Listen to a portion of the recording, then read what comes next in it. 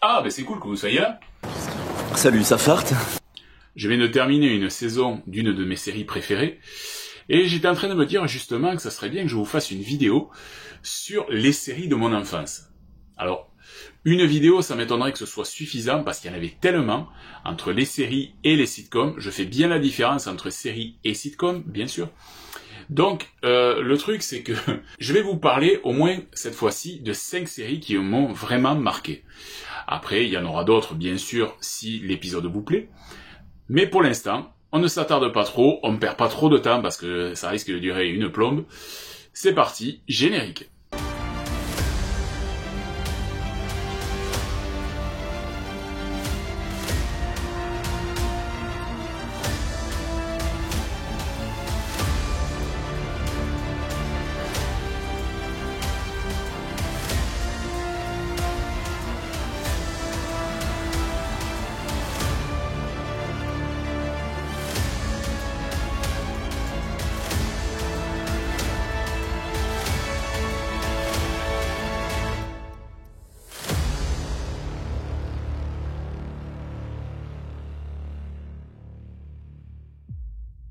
Alors, durant mon enfance, ouais, effectivement, j'ai passé pas mal de temps chez mon pote JT. Mais également, quand j'y étais pas, soit je jouais dans ma chambre avec mes jouets ou la console, soit, je regardais la télé. Et à la télé, bien sûr, il y avait les séries. Je parle pas des dessins animés, j'y reviendrai plus tard. Ce sera d'ailleurs l'occasion de faire quelques épisodes là-dessus. Mais là, je vais vous parler des séries qui m'ont marqué. Donc, la première en date, et celle-là, c'est pas la moindre, parce que celle-là, elle est vraiment ancrée tout au fond de moi. Je parle bien sûr de l'incroyable Hulk. Bien avant d'être le géant vert numérique du MCU des films Marvel, Hulk était un comics américain. Puis il a été adapté en série télé durant l'année 77 aux États-Unis. Sa diffusion en France se fera 2 ans plus tard sur la chaîne TF1, et ma mère, qui était très friande de séries, l'a regardée, tout en s'assurant que le jeune garçon que j'étais ne pouvait pas encore y jeter un œil, vu qu'elle pensait que j'étais trop jeune et impressionnable. Pourtant, de temps en temps, je peux vous assurer que je me glissais furtivement, et j'arrivais à voir les aventures du colosse de jade vert. Petit à petit, j'ai pu profiter de cette série, qui mettait en scène le docteur David Banner, qui, à la suite d'une expérience qui a mal tourné, se retrouve transformé en colosse vert bodybuildé dès que le stress ou la douleur le gagne. Hier, sur les routes, pour trouver un remède à son alter ego, tout en aidant les personnes qui se trouvent sur son chemin. Alors oui, on va pas se la cacher, 40 ans après, ça a pris un sacré coup de vieux, et les effets spéciaux, si on y fait vraiment attention, on les voit quasiment tous. Malgré tout, je suis attaché à cette Madeleine de Proust, et justement, les effets spéciaux que l'on voit, que ce soit la peinture mal étalée, les chaussons de Lou Ferrigno couleur verte quand il court, ou même les décors en carton-pâte.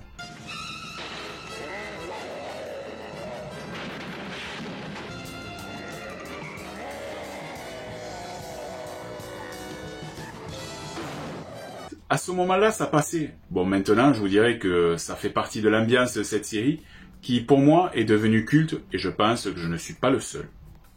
Alors cette fois, ce ne sera pas les pubs que vous allez voir, mais bien les génériques de chaque série que je vous présente.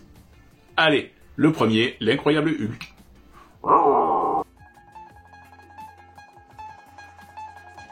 Le docteur David Banner, biophysicien, cherche le moyen de réveiller les forces latentes que chaque homme possède en lui.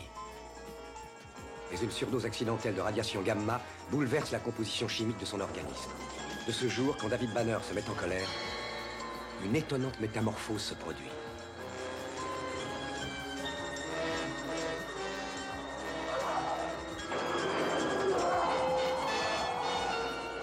C'est un monstre ivre de rage qui est alors traqué sans relâche par un journaliste enquêteur. Monsieur McGee, ne me poussez pas à bout. Vous regretteriez de me voir en colère.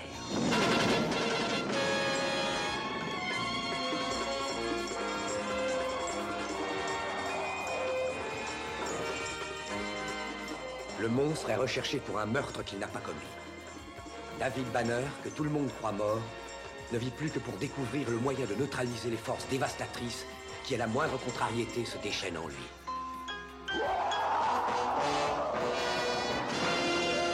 Alors dans le genre de la série fantastique qui m'avait bien fait flipper à l'époque, il y avait la série V. La série racontait l'arrivée de soi-disant gentils extraterrestres qui débarquaient sur Terre en tant qu'amis pour nous proposer leur technologie, mais qui en fait venaient pour faire de nous leur garde-manger et envahir notre planète.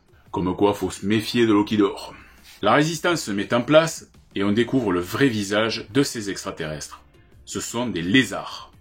Lorsqu'en 1985 arrive sur Antenne 2 cette série, je dis à ma mère que je veux la voir. Ne se doutant pas de ce qui l'attendait, elle accepte. Et quand on voit pour la première fois le visage des envahisseurs, pour moi, c'était un choc.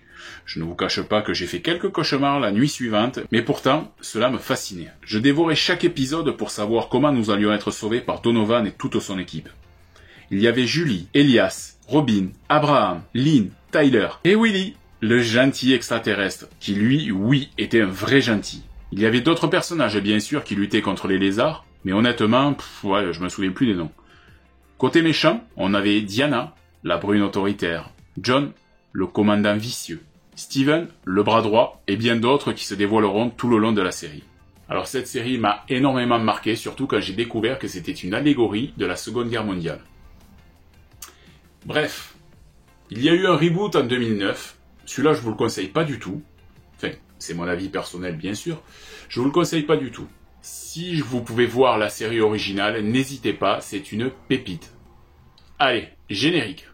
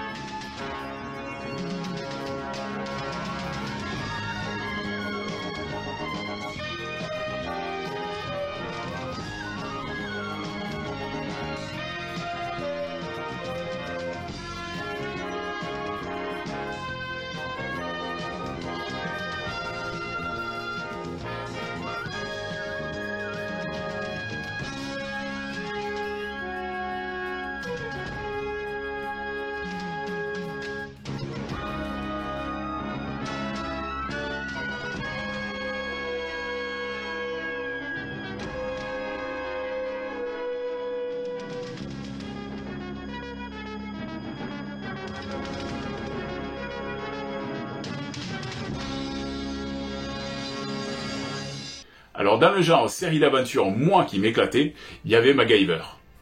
La fameuse série qui mettait en scène un agent secret et aventurier au sein de la Fondation Phoenix qui parcourait le monde entier pour des missions aussi dangereuses qu'humanitaires.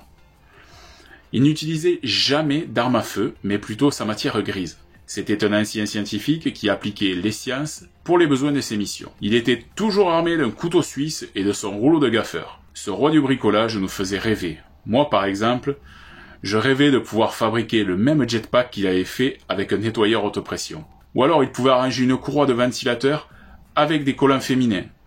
Ou colmater le radiateur d'une voiture avec des œufs. Je me souviens également d'un des méchants récurrents de cette série en la personne de Murdoch, joué par Michael Deber, un tueur d'élite que Mac mettra toujours à terre sans jamais parvenir à l'arrêter. Alors concernant le reboot qu'il y a eu en 2016, moi pour ma part j'ai pas spécialement aimé. Déjà, MacGyver utilise des armes à feu, chose qui dans la série originale ne se faisait pas. La Fondation Phoenix, Patricia Sampson est une femme, alors que Pete Santon était un homme. Ça encore, ça pourrait passer, mais le fait que Patricia Sampson est méchante, ça passe pas du tout. Donc, malgré qu'un casting soit bon, ça fait pas une bonne série. Alors il est temps de retrouver cette musique mythique du générique de MacGyver. Allez!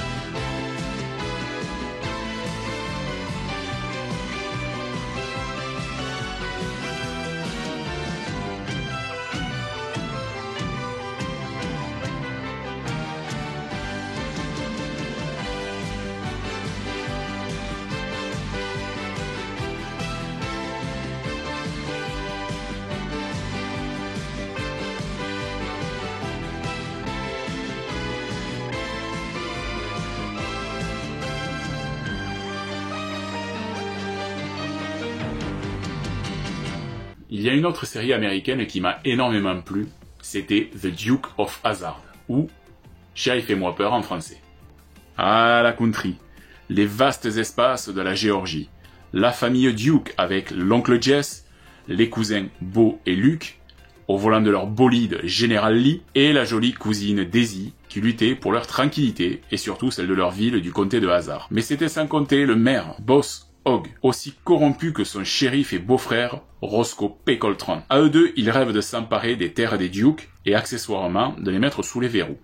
Alors entre les cascades, les voix off, l'esprit bon enfant de cette série, chaque fois qu'elle passait à la télé, je me régalais. Et ce générique chanté en français par Noam ou par Waylon Jennings dans la VO, que de souvenirs. Allez, un petit fond d'écran, on se retrouve devant le repère du sanglier, c'est le bar où bosse Daisy Duke, pour écouter le générique de Noam. C'est parti.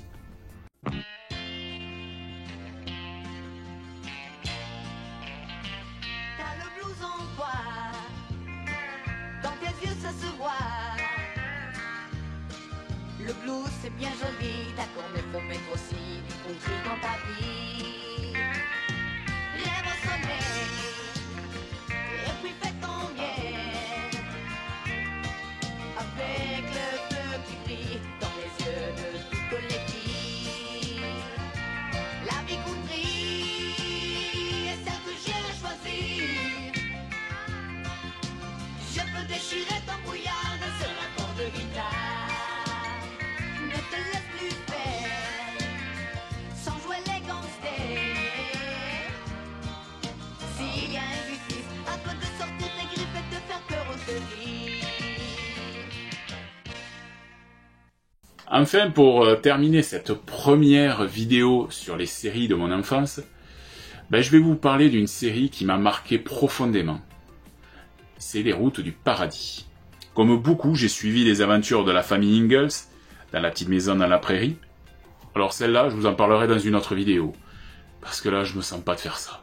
Mais pour le coup, de voir Michael Landon quitter sa maison de Walnut Grove pour enfiler les ailes d'un ange, j'étais curieux. Et une fois de plus, j'ai pris une claque magistrale en découvrant cette série. Tout d'abord par les sujets traités, la maladie mentale, le racisme, la violence ménagère, l'alcoolisme, le harcèlement, le racket, et beaucoup d'autres sujets de société.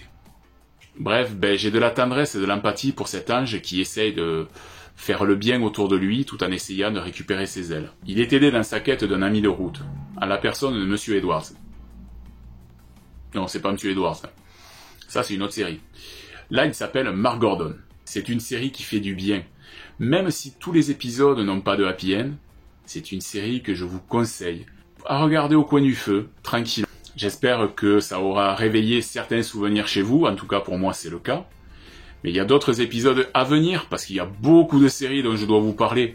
Des séries que tout le monde a regardées, que peut-être certaines ne se souviennent pas, que d'autres se souviennent, ça c'est sûr.